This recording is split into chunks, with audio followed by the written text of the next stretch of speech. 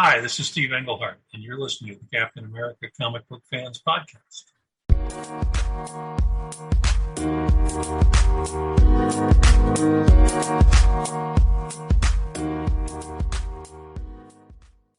Greetings, Cap fans, and welcome to episode 52 of the Captain America Comic Book Fans Podcast. I am your host, Rick Verbanis, and as always, I am joined by the best gosh darn co-host out there. That's Mr. Bob Lucius. Bobby De Niro. How's it going? It's going great, Rick. It's going good. How could it not be going this tonight? This interview, this podcast, Rick. We have been waiting for this. That's true. We're all a tither, being able to talk to one of our favorite cap writers and comic writers of all time, Mr. Steve Englehart. But Bob, you just glossed right over Bobby De Niro. Do you ever get called that? Ever? I have never gotten called. Although this week I had one of my students say that I look like a cross, and I didn't know how to take this. My wife, actually, and I'll let you know what she said in a second to clarify this for me, but one of my students said that I look like a cross between Will Forte and George Clooney. And my wife said, so she said you look like a homely George Clooney. Oh, that's funny. I was like, yeah, I think that's what she meant. Yeah. So, yeah, but no Bobby De Niro. Okay. No. Well, see, the reason I went with Bobby De Niro, because, you know, I don't know, he's a well-versed actor, right? I mean, he's been in many movies over the last 50 years. It's about one or two, yeah. Yeah, but you know what? One of his earliest big starts was, you know what movie it was? It wasn't Captain America. No. So, was it The Uber Driver? I'm going to make you an offer. You can't refuse. Oh, that was, you know what? Now you have proven your New Jersey chops. That right there. Right? Yeah. What movie am I talking about, Bob? That was The Godfather. Right. And what part year one. did The Godfather come out? Was it 1974? 1972. 1972. All right. And when did Steve Englehart start his Captain America career? You know, it's like working with a maestro. The way that you sort of just weave and pull all these strings and like poof, it all makes sense all of a sudden. It all comes full circle, doesn't it? It does. It's beautiful. It's a beautiful thing. You're a beautiful mind. Oh, well, at least I got that going for me. So as I have a face for radio, right? So the thing about 1972, right? So we are going to be talking with Steve Englehart today. That was when he started writing comics, and we'll get into a little bit here of what his career started off with. But yeah, he jumped from Amazing Adventures to the Defenders of Captain America right away, both with Sal Buscema. And so, we're taking, as you like to say, a trip in the Wayback Machine. Yep. You know, I don't think we need to talk much more about this. Let's, I mean, everybody wants to hear from Steve Englehart. They want to hear from us. Let's get to the interview. For many of our listeners, they grew up reading comics in the 1970s and 1980s, and in doing so, were treated to amazing stories by Steve Englehart. While writing classic runs on series like The Avengers, The Defenders, Doctor Strange, and other Marvel in the early 1970s, he created such memorable characters as Star-Lord, Mantis, and Shang-Chi, Master of the Kung Fu. He redefined characters like Valkyrie and turning teen romance character Patsy Walker into Hellcat. He also spent several years writing for DC Comics, Valiant, Malibu, as well as novels, children's books, games, film, and TV. However, for many of our listeners, the stories from Steve Englehart's run on Captain America from 1972 to 1975 are what highlight their favorite Cap stories of all time. So, Steve, welcome to the show. Thank you. It's a nice introduction. Well, we're thrilled to have you, and there's so much to discuss about your 30-some issues on Captain America. So let's start with what brought you to the series. You got a break from Marvel editor Roy Thomas after being an art assistant for Neil Adams, and your first credited Marvel hero story was in Amazing Adventures Volume 2. I think it was issues 12 through 17, where the X-Men's Beast was given his blue fur. Then you were assigned to launch the Defenders with Sal Buscema. And shortly thereafter, this brings us to your third Marvel hero series, Captain America.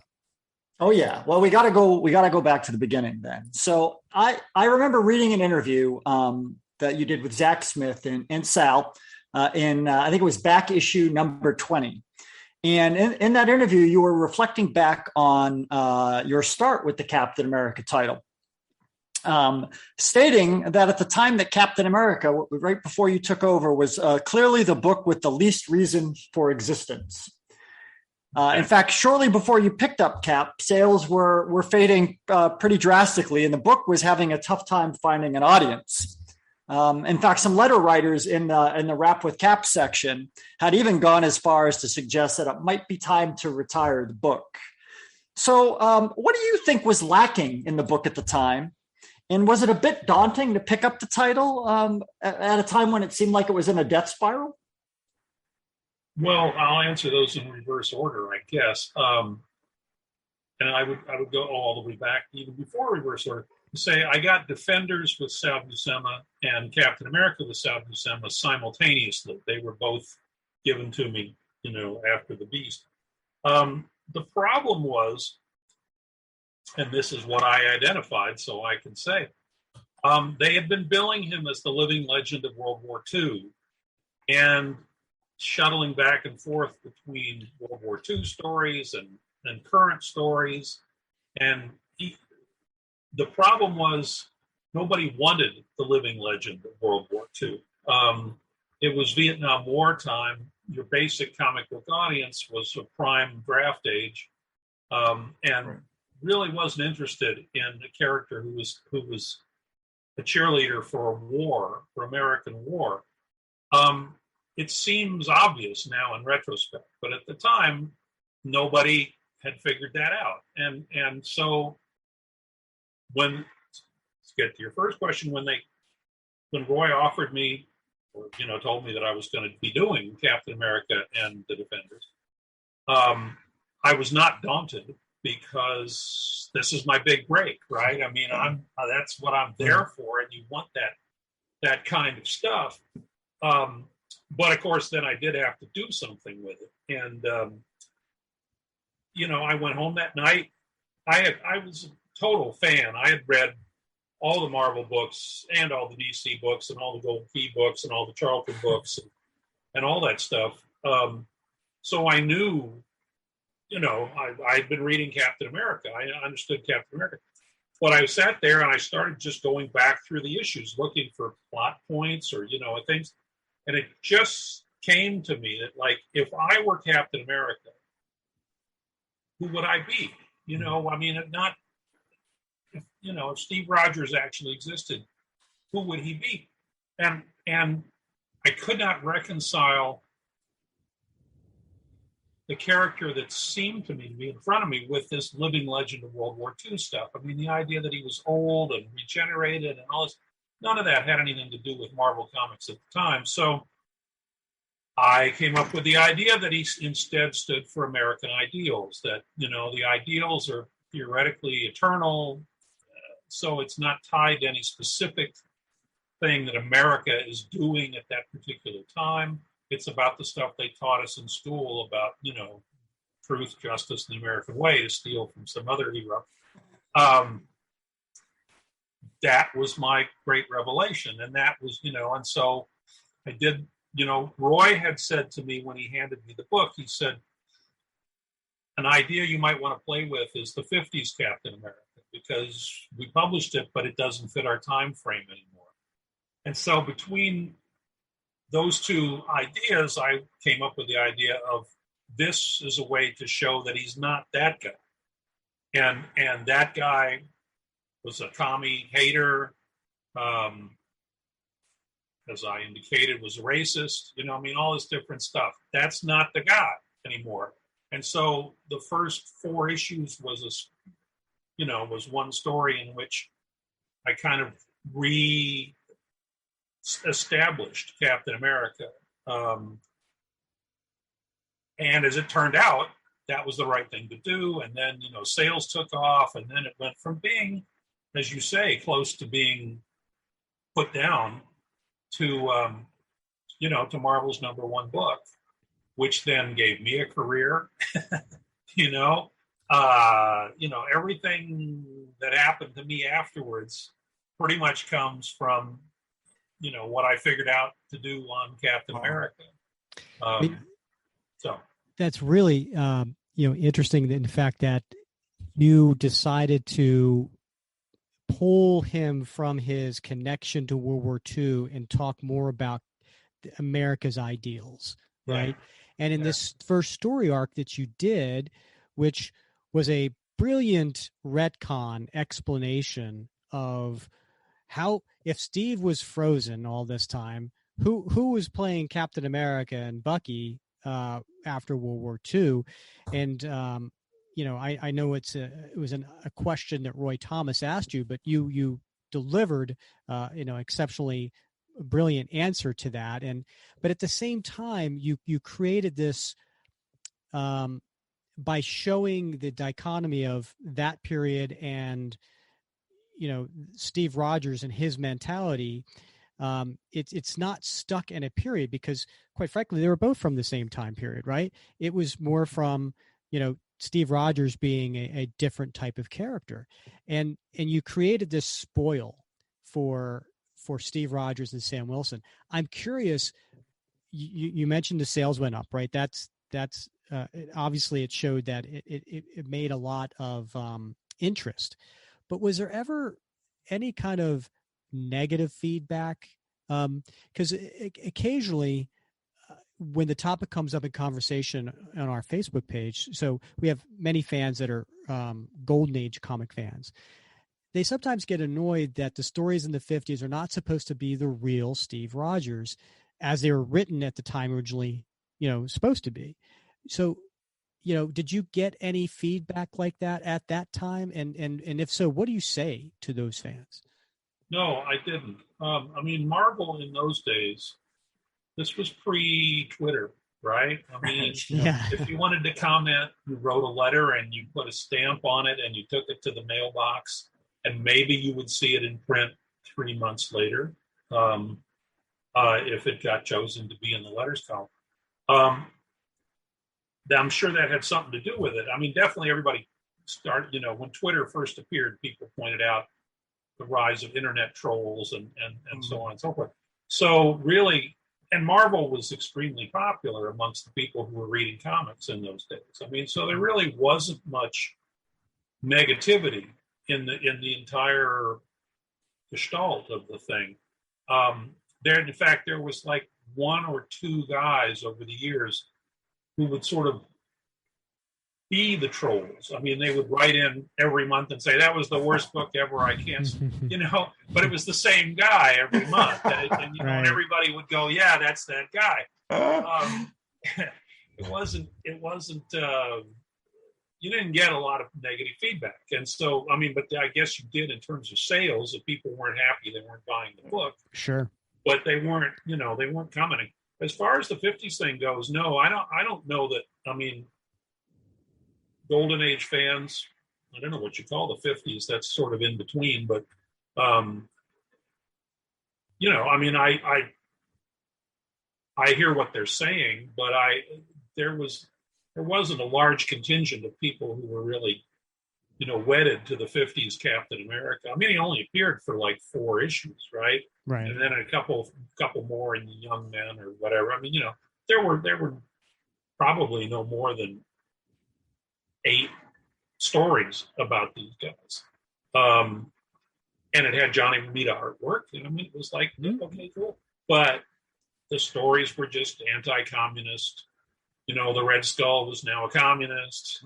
It was like, yeah, okay.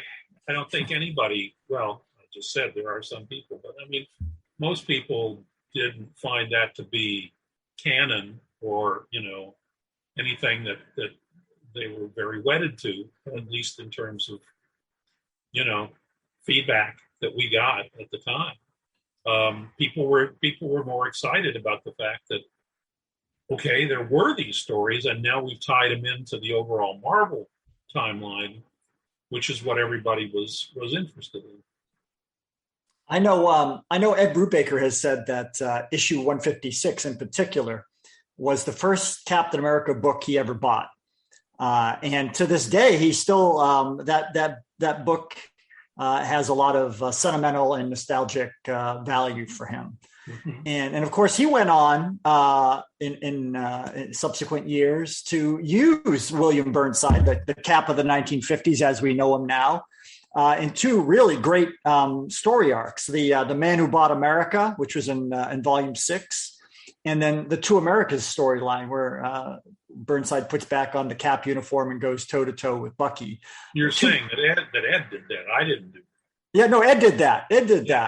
Because and I think largely because that story arc that you wrote was so meaningful and sentimental to him. And I wondered if have you followed any of the developments, how the Cap of the 1950s has been used in subsequent decades, how that story has been fleshed out in any way? No, I'm basically, and I've talked to other writers about this too, and I think most of them are in agreement with this. When you write a series, well, I'll just talk about me, but when I write a series, obviously I have to figure out, if I were Captain America, who would I be? And so when I get done with it, it's up to the next guy to figure out, if he were Captain America, who would he be? But that's not the guy that that I think he should be, right? I mean, people didn't veer off radically or any of this kind of stuff. But, I followed Mark Grunwald's stuff after I got off. But, over time, I didn't really, as writers kept changing, I didn't really stick around. I mean, everybody, I know Ed's good, right? But I mean, I did not read that. And then I would say, people always ask, what are you reading now? And I will just jump to that. I got out of comics like 2005 and started writing novels. And so I just started reading. I mean, I have read novels, but I just immersed myself in novels and really sort of cut the cord on comics. So I'm extremely ignorant. Okay. But, what's gone on, certainly in the last 15 years. And then, before that. So, when people would say, oh, it's really good now, Captain America or any of those books, somebody's doing a really good job with it. I was glad to hear that because I liked the characters, right? But I wasn't as I said, before I got there, I read everything. But after I left, I read nothing. So.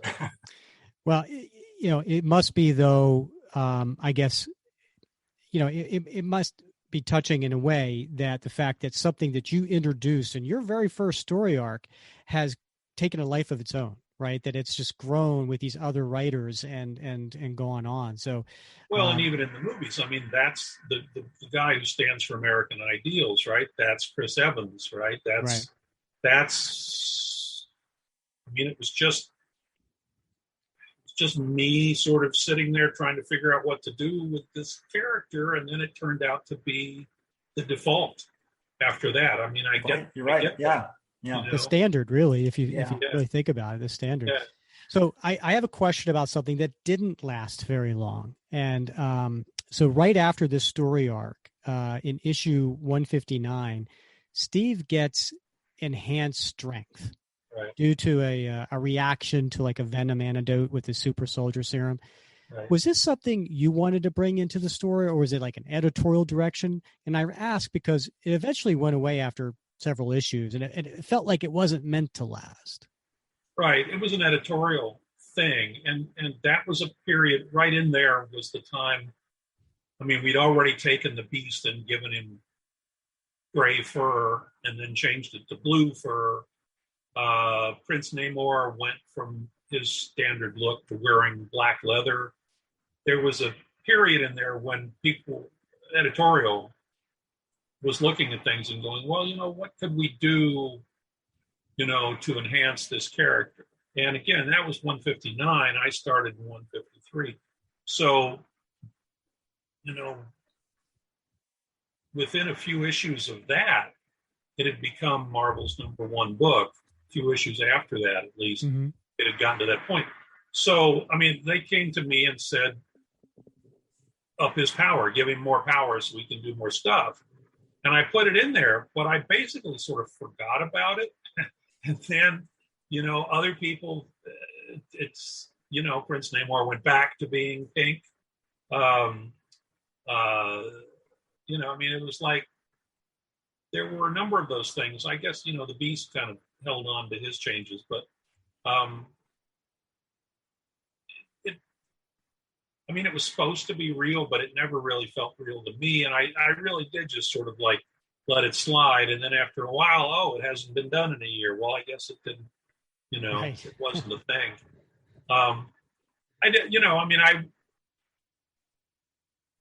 At that point, I'm 6 months into my quote unquote career. So it's like, when editorial says do this, I'm not going to say I'm not doing it. Right.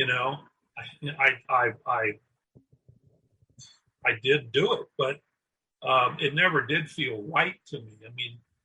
I like Cap as he's got superpowers, yeah, but he's still basically Steve Rogers' heart. He's not defined by his powers really, and he really is more defined by America's ideals than he is by his powers, in my opinion. So the power change was it just sort of slid out of my brain and slid off the table. And to answer your previous question, I don't recall people writing in and going, I want a stronger Captain America. Right. Speaking of sort of interesting sort of changes or, bringing back some characters and using them in different ways, in issues 161 and 62, you brought back two characters, Peggy Carter and Dr. Faustus, both of which went on to play huge roles in the Cap mythos. And again, used extensively by Ed Brubaker in Volume 6.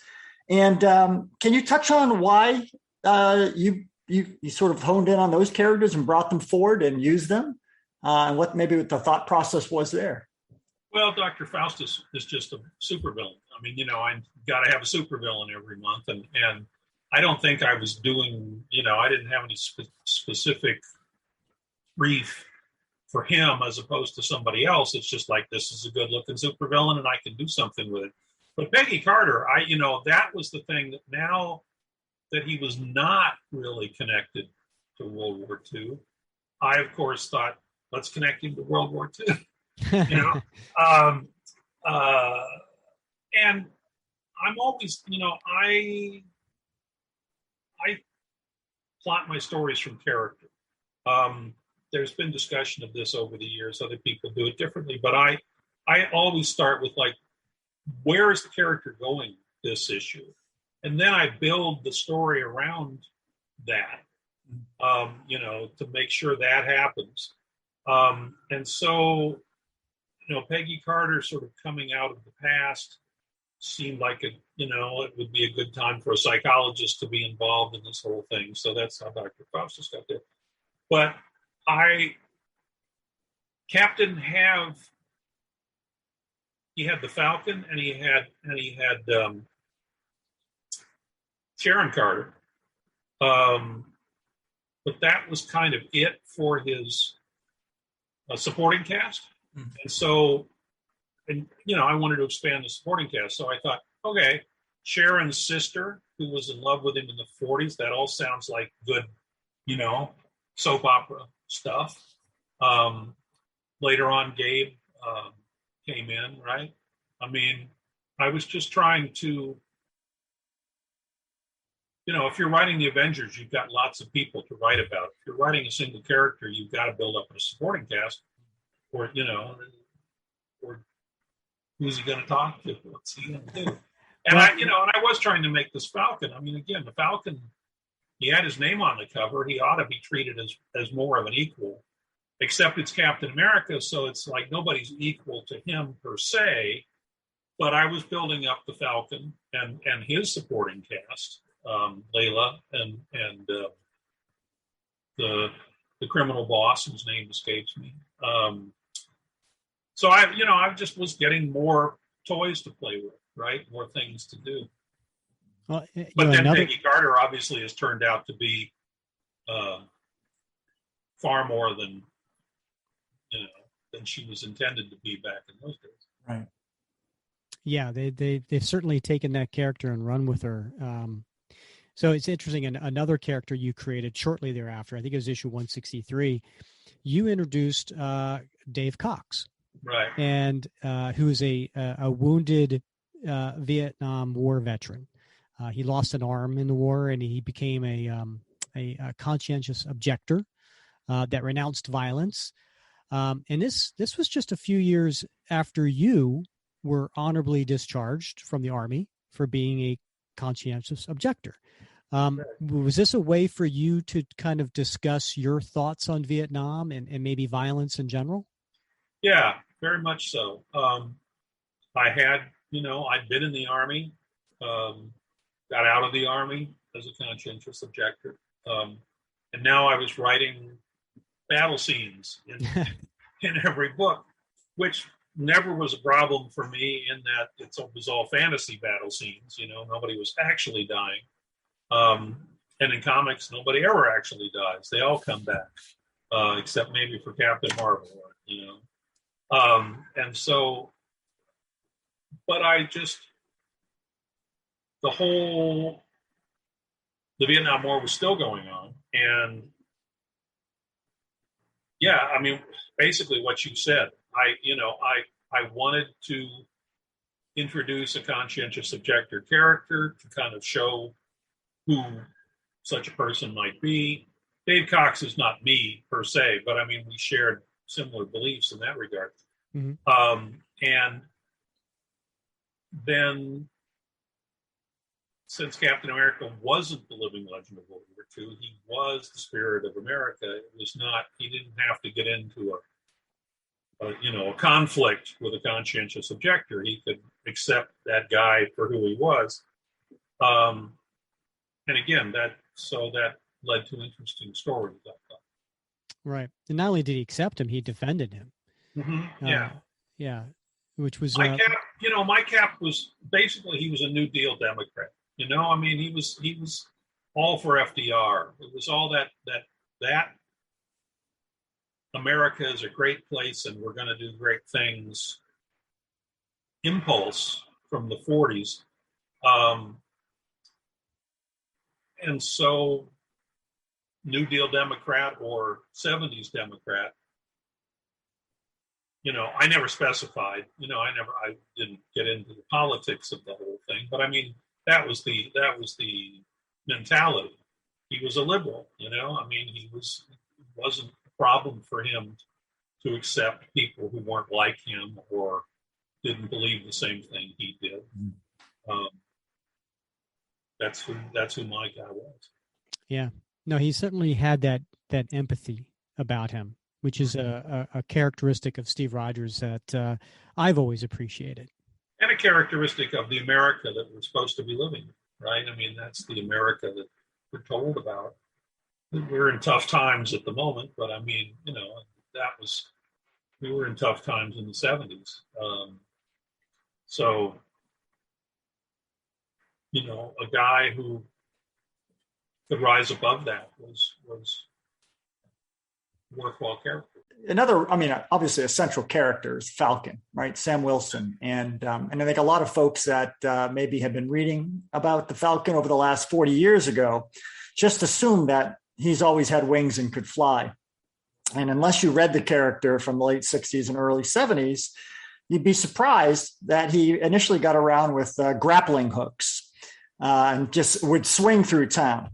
And that is until you had Black Panther create glider wings for him. And so, can you tell us a little bit about how that decision came about?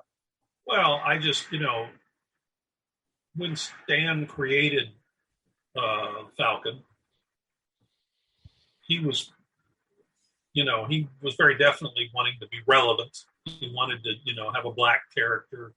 And again, that was the time when Captain America wasn't doing very well. So let's shake it up. Let's see what we can do.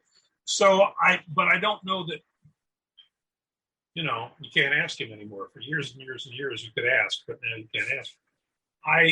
He wanted somebody who could be, obviously he couldn't be more powerful than Captain America, but he shouldn't be particularly less powerful than Captain America. So I think the grappling hooks kind of, he's a costumed athlete. That's what he does. But his name was the Falcon, and as I was progressing through my run on it, I thought Cap, given him superpowers, but they faded away. But even so, he was just looming larger. Cap had become a major Marvel character at that point. And so I thought that his sidekick ought to have, more power of his own. Mm-hmm. Having the Black Panther make the wings. Wakanda's got that kind of technology, as we all know. So, I wanted him to be able to fly. It just, better visuals, better ability to do things. Yeah. Rather than have to climb up the side of buildings, which didn't make any sense, really, if you're the Falcon. Right, yeah. Right. Something missing, right, yeah. All right, so as we enter 1974, so the nation's been going through a crisis with the Watergate scandal, right? So President Nixon is being investigated for his administration's attempts to cover up the involvement of the 72 break-in of the DNC. And during this time, you are writing about a man who believes in America's highest ideals. So take us through how you developed the Secret Empire story that ran from issue 170 to 175. Well, again, Watergate was the main thing on everybody's mind in America. I would point out in those days, when they did the investigation of Nixon, there were people on both sides of the aisle who were doing their best to be statesmen about the whole thing. Even the Republicans who would just as soon defend their president, Howard Baker, other people were like legitimate statesmen who were there to conduct an inquiry. Also, there were only 3 television networks, probably 4 if you count PBS, but there was only ABC, CBS, and NBC. And Watergate hearings were on all of the networks every day. It was so much of America was watching these hearings, watching evidence being given, watching people get tricked up, watching things. It was just an ongoing obsession with, obsession's too strong word, but everybody was focused on it.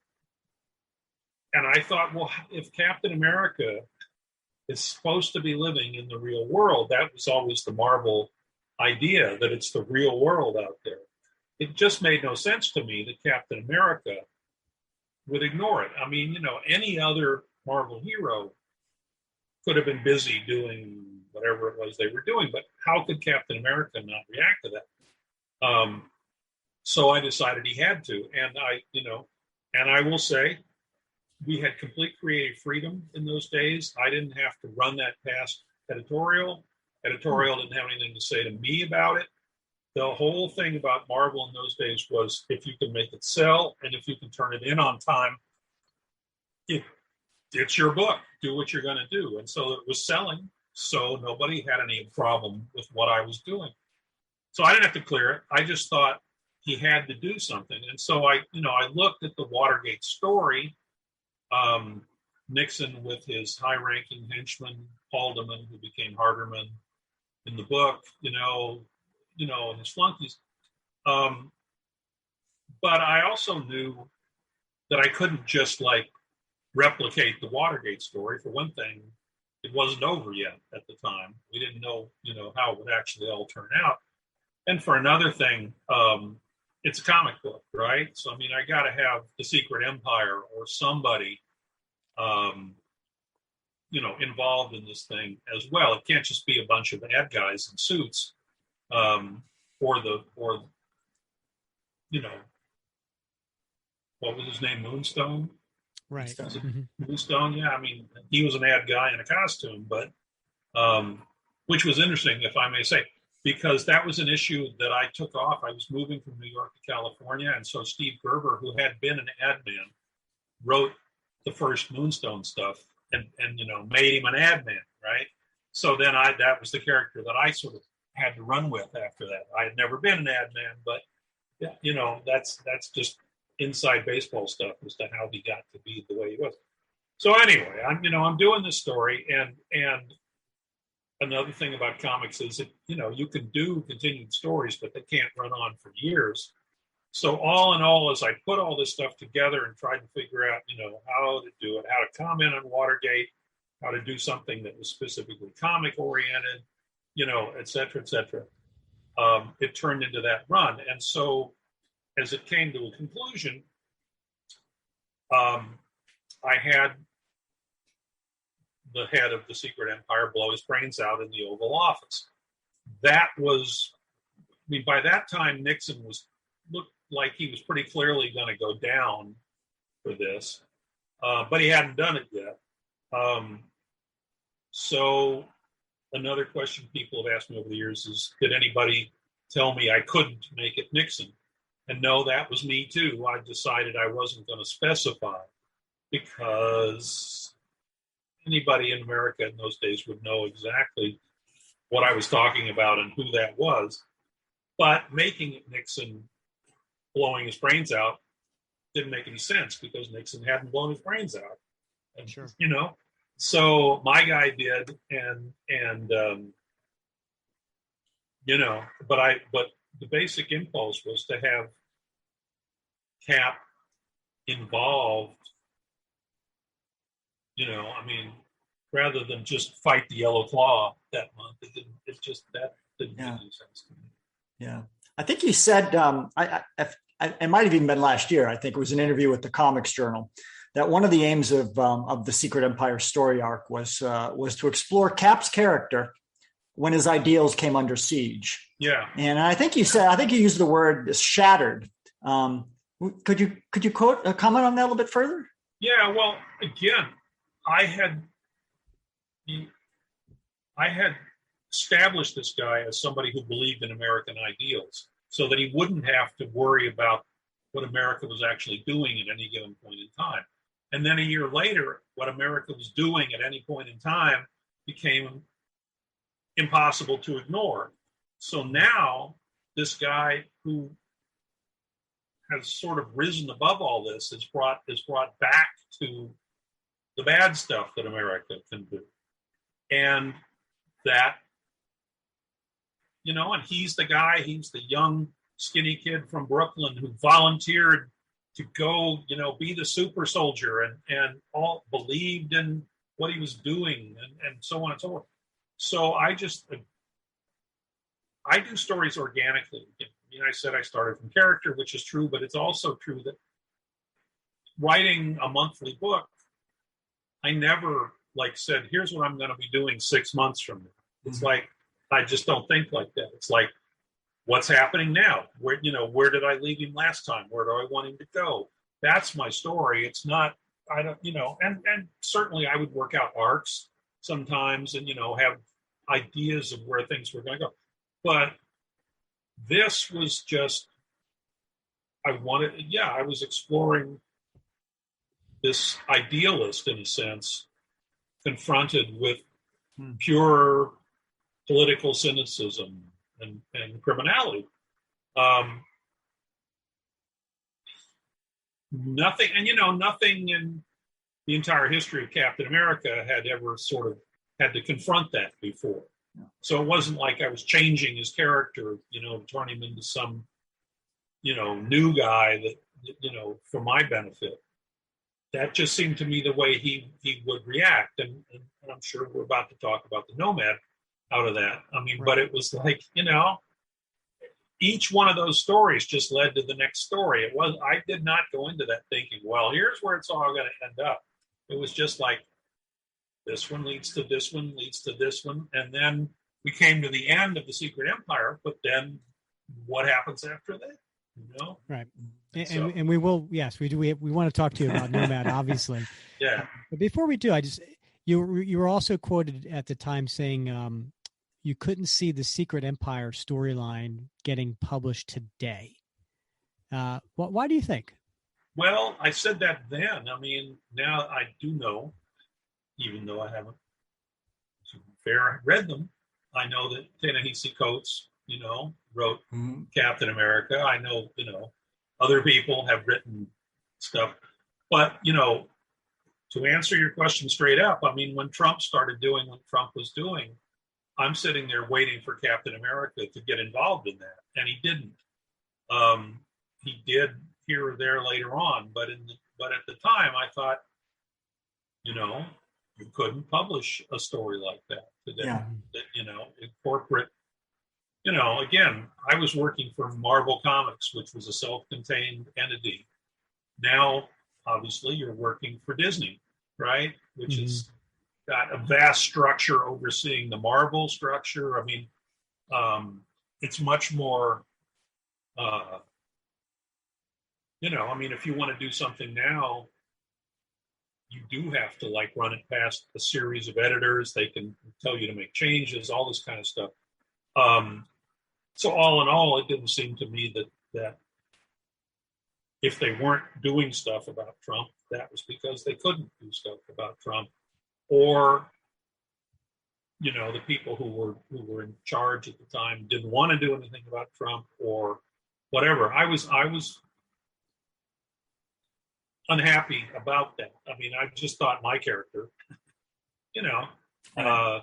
would have gotten involved in that, but it wasn't my character. I understood that. Never was my character, and certainly it wasn't. It was up to other people. But I was pleased that the longer Trump hung around, the more people sort of worked their way toward stories involving the what America was now. Right. Well, that brings us to, the fallout of, the Secret Empire and really how this affected Steve Rogers personally, on a personal level.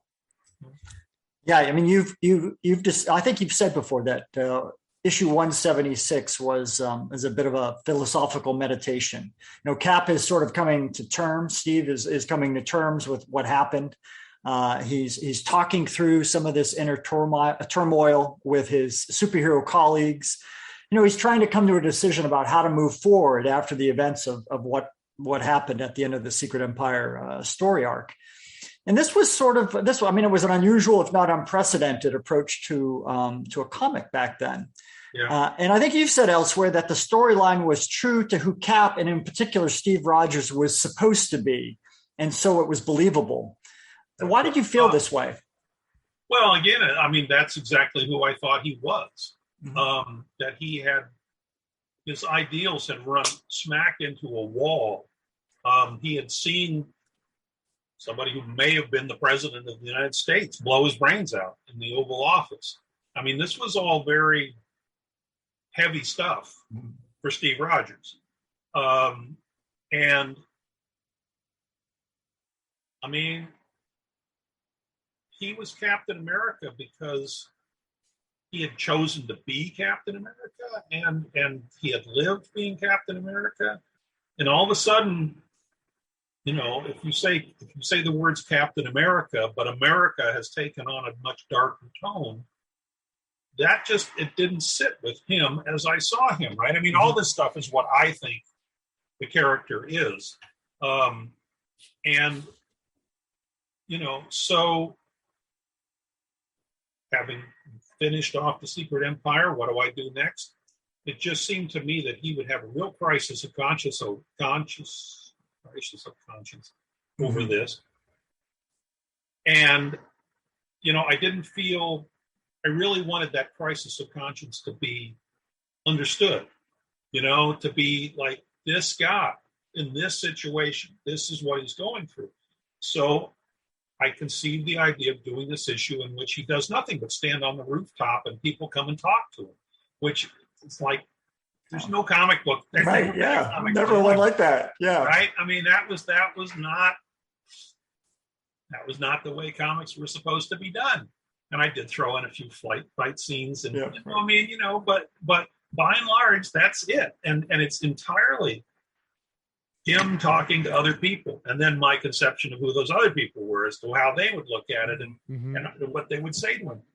And I wanted to do that one issue just to really go through it. Here's why I'm doing what I'm doing, which happens to turn out to be, I can't be Captain America anymore.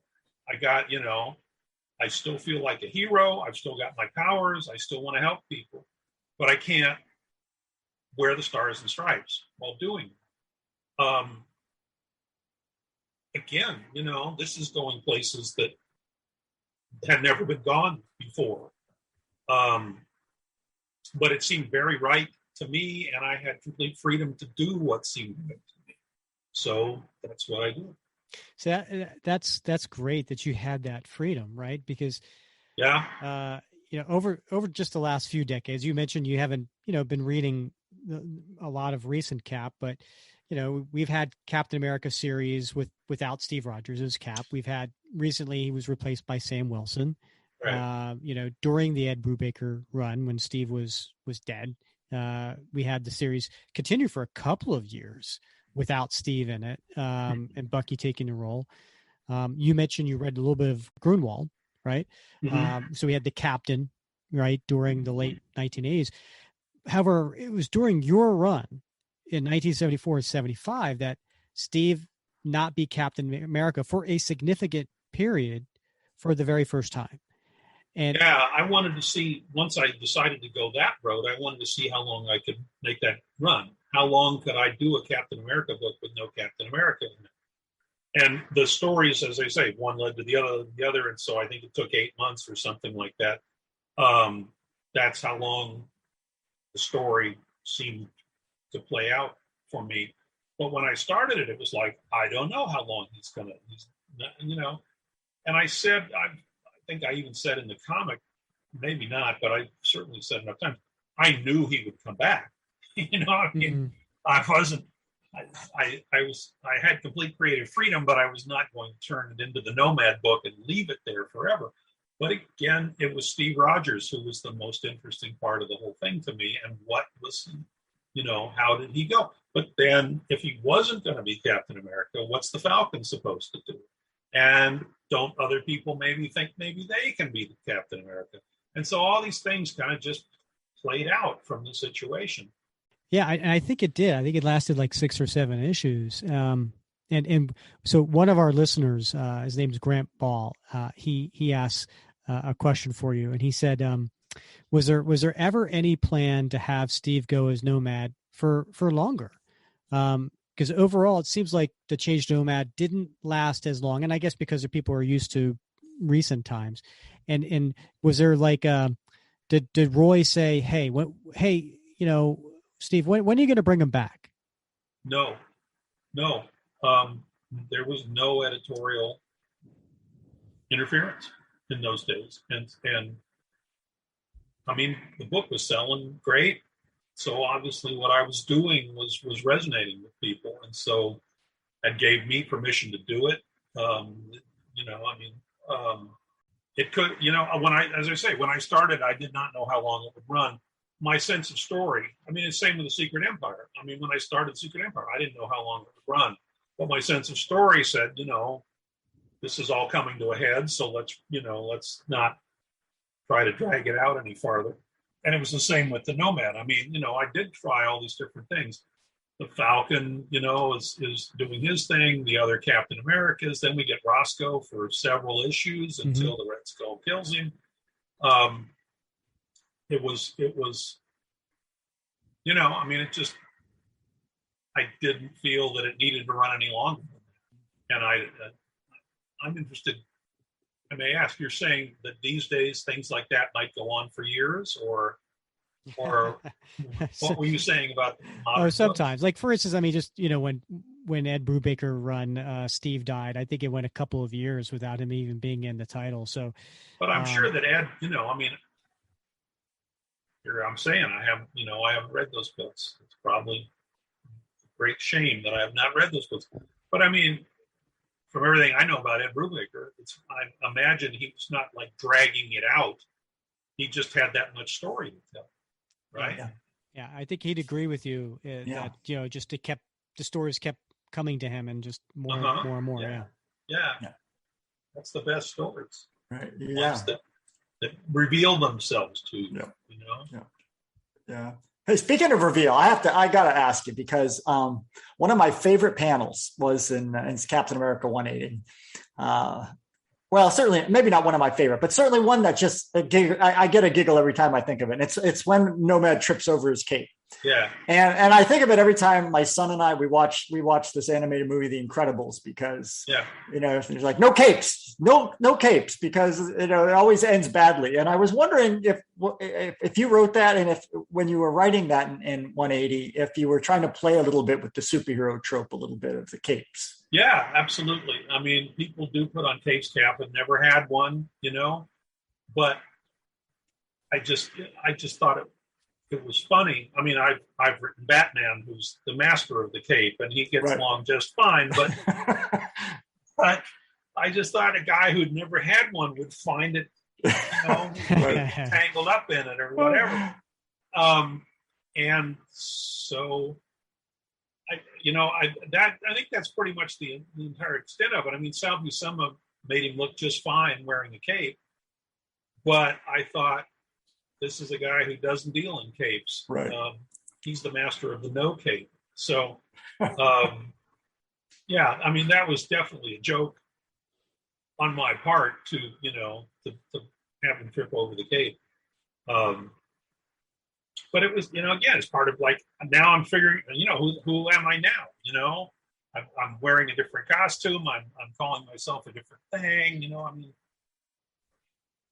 So speaking of Sal Buscema, during this Nomad story, we see your time together with Sal on Cap, at least, come to an end. And you were on the series for over like 24 issues together, which was really impressive. Right. Go ahead. No, I was going to say, I mean, you worked with Sal on a number of different books, and it seems to me, and I think Rick would agree, that the most memorable runs generally come when the creative team is so in sync. The writers, the artists are in sync, and the story and the art complement each other sort of seamlessly. Was that your experience with Sal? Absolutely. I was very, very lucky to get Sal for my first two major superhero books. Sal can draw anything, and it doesn't do me much good to have complete creative freedom if I'm working with an artist who can't draw stuff. I mean, there are people who can't draw horses, or they can't draw hands, or they can't, but I never had to send, I could think of anything and send it to Sal, and Sal would draw it, and not only draw it, but draw it very, really good comics, really good storytelling, all that good stuff. So, again, I say, well, I had complete creative freedom, but I was aided and abetted in this regard by Sal, right? I loved working with him. I always jump in and mention Joe Staton, who was another guy just like that. Joe Staton can draw anything, and did with me several times at Marvel, but most of our stuff was over at DC. But I've worked with guys who can't really, I'm not about to even mention any names, but I've worked with guys who just aren't as good storytellers, or their characters are kind of stiff, or whatever. So much of comics in those days, all comics in those days, pretty much, with a few exceptions, was they just came to you and they said, "You're going to write it. Sal Buscema's going to draw it." Okay, fine. I mean, you didn't think to question it. I mean, that's just how comics worked. And so, to jump to a very current reference, Jim Starlin and I came up with the idea for Shang-Chi, and we went to Marvel and said, we want to do this book. That was not the norm at all. So again, it was total luck that I was given Sal. And, eventually I just felt like I had written all the Captain America stories that I wanted to at that time. Earlier on, Sal had gotten to the point where he felt he'd drawn enough Captain America stories. And so he departed during that final Nomad sequence, which was a shame. I mean, I loved Frank Robbins. I loved Frank Robbins stuff on the Man-Bat and all that good stuff. But he was a totally different artist. And that's weird, particularly that early, because that was still early in my career, to switch from a guy that I'd worked with all the time to another guy.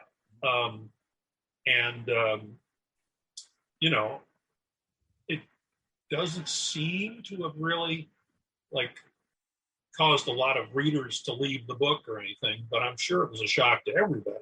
Sure. When Sal was changed to Frank Robbins.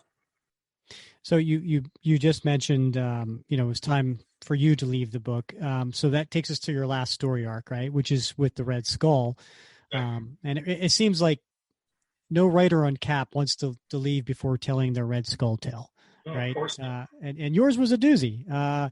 You started your run with a retcon of the 1950s Cap and Bucky, which is taking a previous story and altering it to answer a question that had been plaguing many readers for years, and at the same time build Steve's character. Now, with your time on Cap coming to a close, it's time for Sam Wilson's development. And so you took his intro and origin back in 1969, and you retconned it to be this long-term master plan by the Red Skull. What prompted you to retcon Sam's backstory? Basically because I was about to hand the book off. We had found this guy named John Warner, who we thought wrote really good stories. And so the idea was to hand it off to him.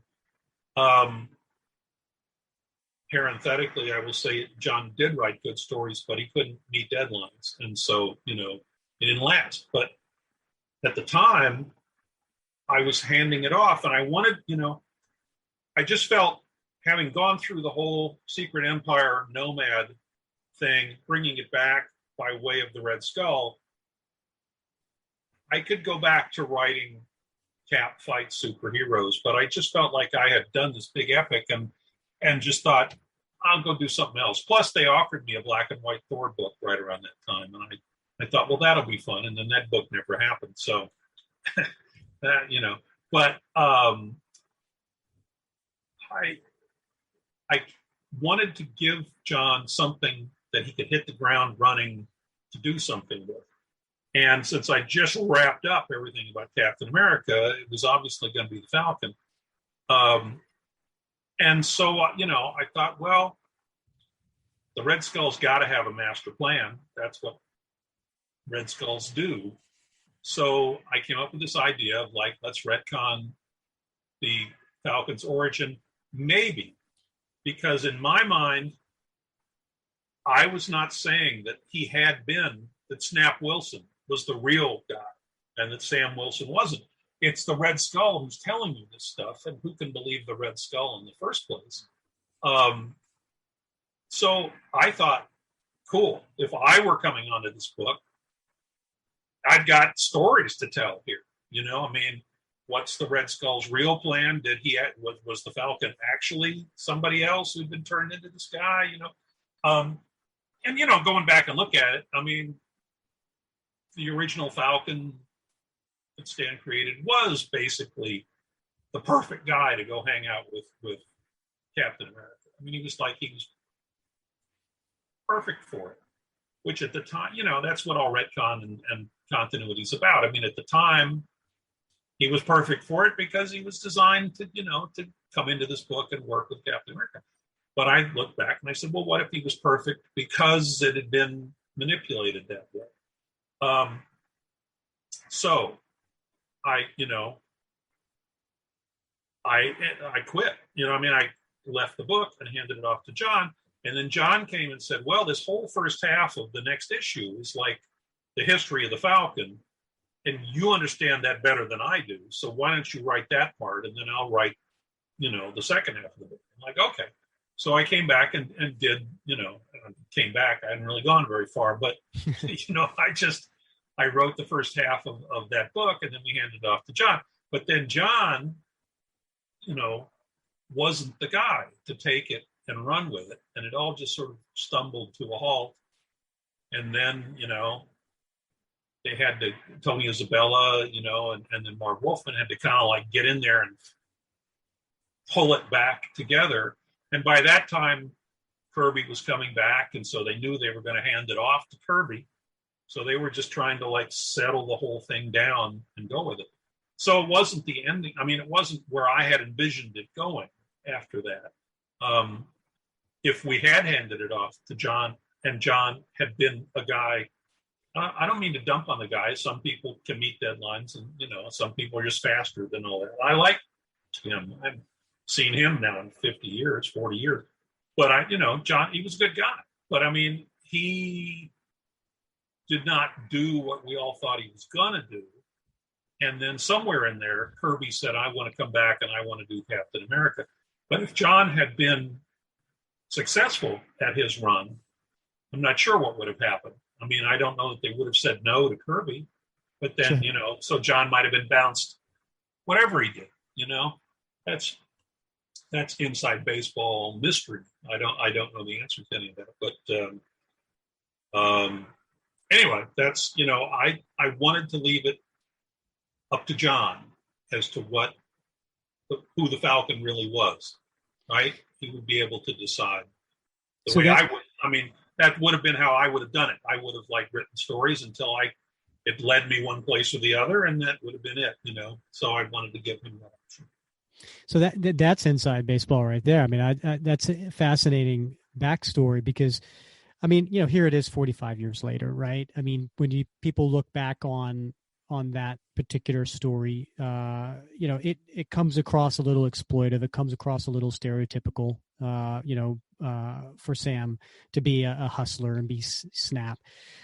Are you saying that when you suggested that story to the next writer and basically, handing them this beginning, and that who can trust the Red Skull, in your mind, were you hoping that John was going to do something specific with it, like show that maybe this wasn't exactly Snap Wilson, or did you not have you were just handing it to him and saying, run with it? Yeah, it was, as far as I was concerned, it was going to be his, and I didn't want to be stifling his creativity, right, as to what was going to go on. I mean, I would think having Sam Wilson be sort of a stereotypical hustler is the kind of thing the Red Skull would think of. I mean, that would be the Red Skull's mindset. Mm-hmm. But I really wasn't saying that's the fake version and that Sam Wilson really is Sam Wilson. I think probably if I had written it, it would have ended up with Sam being Sam, and that Snap was some creation of a Nazi. It's what black people are all like. But I wanted it to be ambiguous enough so that John could go wherever, because stories sometimes just take you, I mean, I learned that writing Mantis in the Avengers, and I've talked about that a lot, and I won't talk about it a lot here, but I mean, she just sort of revealed herself to me month after month. I didn't really, but that taught me to always let characters do that. I mean, if you say, by God, he definitely is Sam Wilson, then, you're going to be closing off story possibilities while you're trying to get through it. And you may, and you can explore those possibilities and still have it come out that he is Sam Wilson, or maybe you'll find out that the story is telling you that he really was a criminal back in the day, and that the Red Skull actually did this, and it made Captain America better because he had this thing. I mean, that's just all off the top of my head 45 years later, right? But I mean, stories can go anywhere. And I am totally not a fan of saying, 6 months from now, I'm going to be doing this, because then you just get 6 months down the line and you're checking off a box. You're not being creative, and the whole 6 months you're trying to go to that place. I've seen stories like that recently, and I'm drawing a blank on what it is. But this is a reference that many people probably won't find useful. But for anybody who watched The White Lotus on HBO, I really had the sense that for and this is just me talking, right? But I had the sense that when the writer went in there and he said, "Here's what this story is going to be about, HBO, give me money."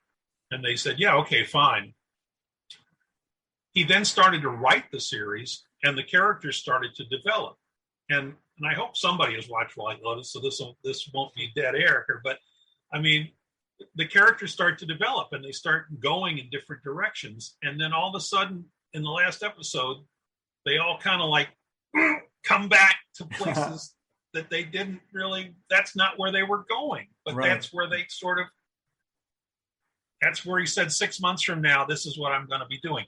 I could be totally wrong. That's just, as a writer, I watch stories and I'm kibitzing all the time, how does this, is this, I do this? Does this work? Does this make sense? But that was just, so all I'm saying is, if you try to force characters to go someplace, to be something, it shows, I think, you're not really writing characters anymore. You're writing action figures that you can get to go someplace. So was he Snap or Sam? Who knows? Who knows?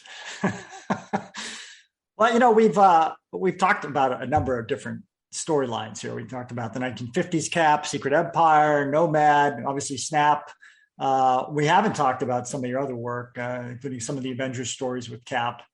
But, these books hit the rack 45 years ago. And yet still there are comic readers out there, including the two that you're talking with, that remember those stories so clearly and fondly. I mean, they have become, up there among many of the most beloved of the Captain America stories. How does that make you feel? Well, it makes me feel good, certainly. I mean, we were writing for the moment, for the audience in 1972 or whatever. I mean, and there were no there were a couple of bad Captain America movies, right? Yeah. And a mediocre Doctor Strange movie and a really bad Fantastic Four cartoon series. I mean, so there was no hint that any of the MCU and stuff was going to happen. I was just trying to write. I loved comics, and I wanted to write the best comics I could write as I saw them, and I was given the opportunity to do it the way I saw them. The 70s was just, it was a good time for comics because everybody had creative freedom, and you had Starlin and you had Brunner and you had Don McGregor and you had Steve Gerber and all these people doing what they wanted to do to the best of their ability. And I think we all did it to the best of our ability. We all felt like we love this medium, and they've given us all, they've given us the ability to do whatever we want to do. So let's go for it. So yeah, I can't argue. I have to admit, they were good stories. They were good stories. Yeah, they were great stories. but I certainly didn't think. I never thought at all that they would be what they are. Yeah. But that's another thing about being, somehow or other 45 years did go by. I mean, that's always amazing to me too. I find it hard to believe. Right. Yeah. I'm however old I am, but at some point it just solidifies. And so those are the 70s comics, right? There aren't any others. There aren't going to be any other comics coming out of the 70s. That's history now, right? And so people come along and they go, well, I'm interested in comics. What's there? And then that's, I can't be any more articulate than that. Look, I got to tell you, Steve, I mean, like we do this podcast, you know, and we obviously we interview a creative talent, but you know, sometimes we just review story arcs. And I mean, one of the first ones off the bat, I mean, people want those story arcs to be reviewed. They want those to be discussed because they're so memorable and they form such important parts of the Cap mythos over time. And just here's some inside baseball. And I don't want to embarrass Rick, but I think, what was it, June, Rick? I mean, Rick, I've never seen, you know, he was geeking out because he got his Funko Pop Nomad figure, right? Right? He was showing it off again, putting a picture on Facebook over the weekend. So, you know, we're all grown men, but those remain memorable stories for us and meaningful for us. So, well, I mean, I can only say they were done with sincerity. They, you know, I love comics, and I just, you know, I had my sense of what made good comics, and that's what I wanted to do. One thing about comics that is nice is that things keep getting reprinted, so people can, you know, they don't have to go hunt up that stuff necessarily. It just shows up on them every once in a while, and that again, I mean, there were fantasy masterpieces and things that would reprint some old Fantastic Four story once a year or something. That also was not anything that we had in our brains. But as it turns out, the stuff does get reprinted. And it turns out it continues to sell, so it keeps getting reprinted. So then, you know, and then with the movies, right? I mean, they're very good about acknowledging where they get the ideas. I mean, then they run with it and do what they want to do with it, right? But if they've used somebody's story, you're going to see that name in the special thanks, or the, you know, or the created by, if that's the case. So I guess I'm thankful that people are honorable enough. I mean, you know, they honor stuff honorably, if that makes any sense. They respect the basis for all this, and then they, you know, whatever the MCU does with it,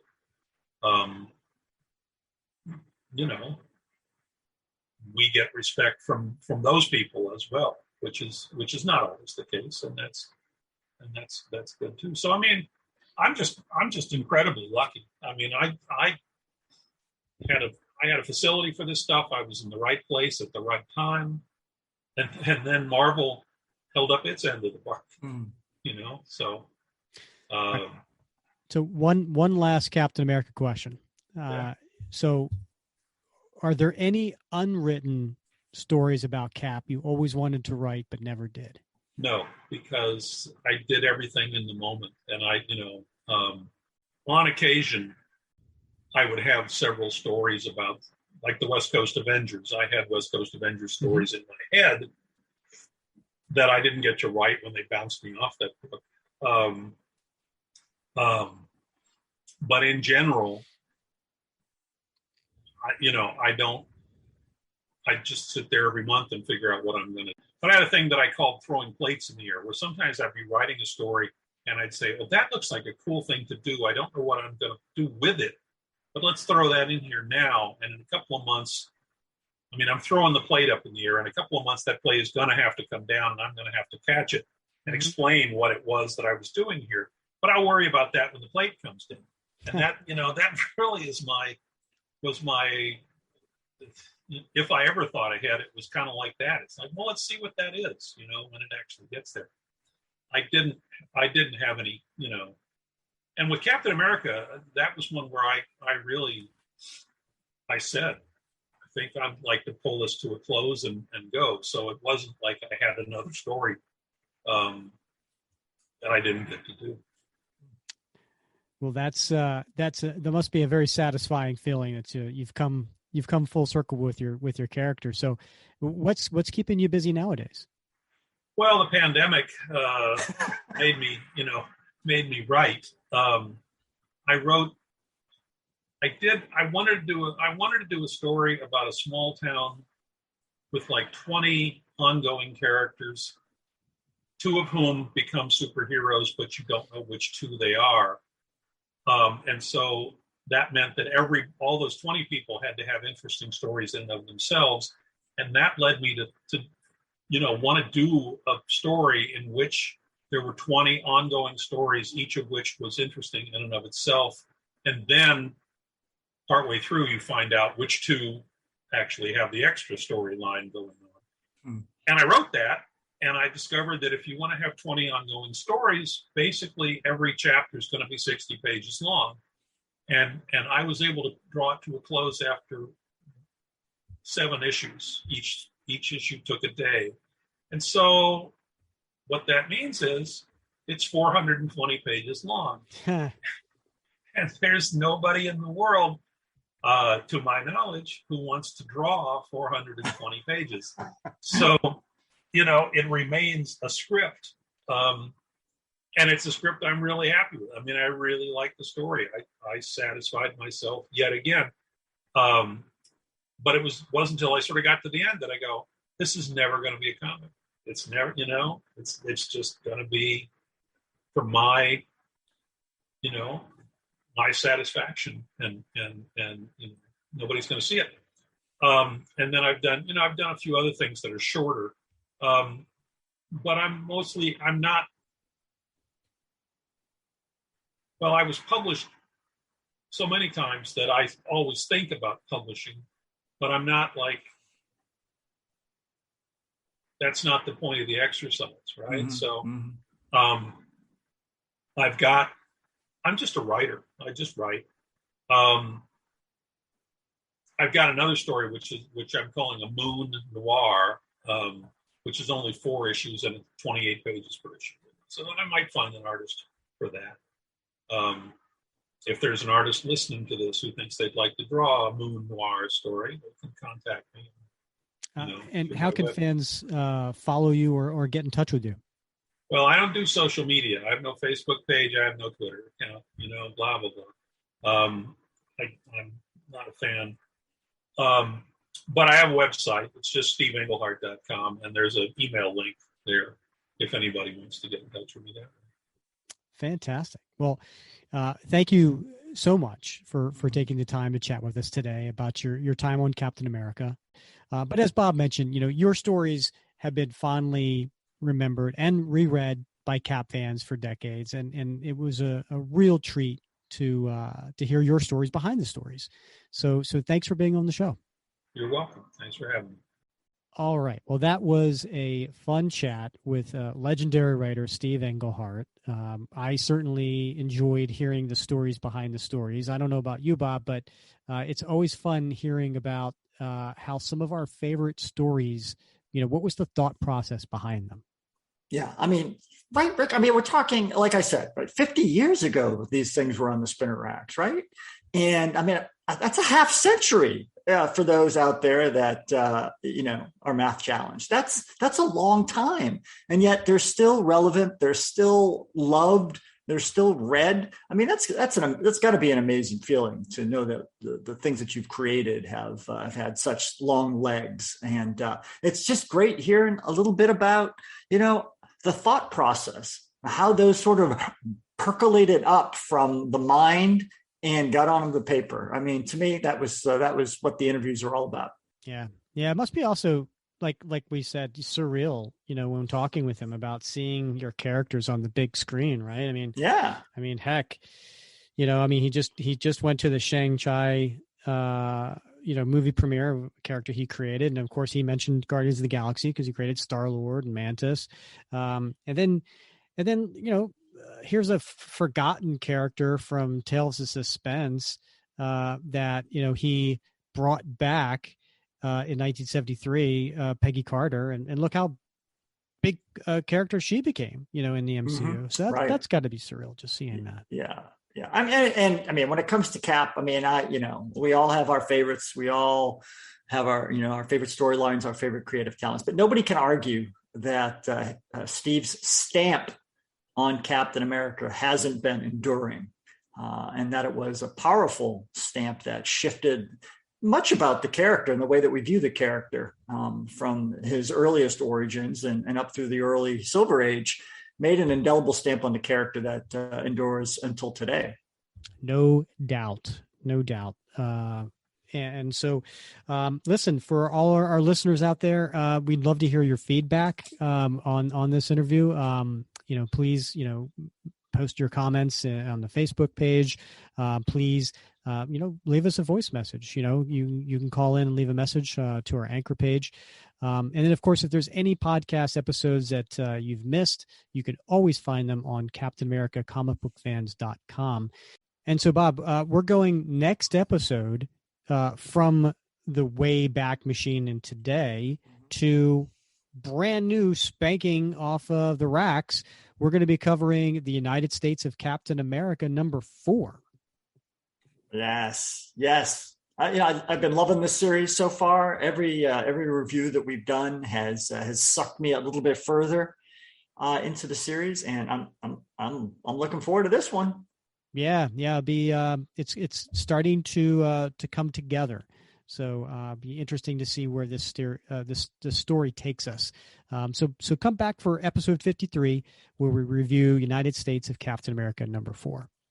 All right, that will do it. Bob, any last thoughts or words? No, sirree. All right.